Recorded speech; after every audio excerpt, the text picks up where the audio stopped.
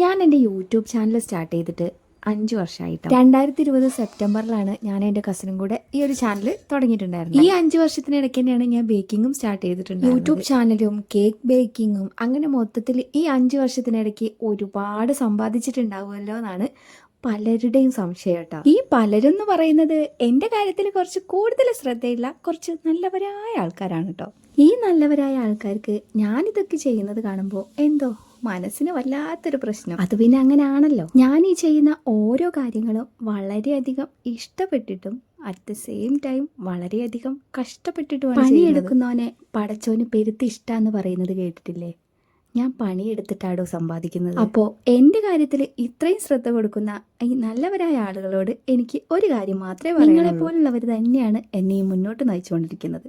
അപ്പോൾ ഇതുപോലുള്ള സപ്പോർട്ട് ഇനിയും ഞാൻ പ്രതീക്ഷിക്കുന്നു.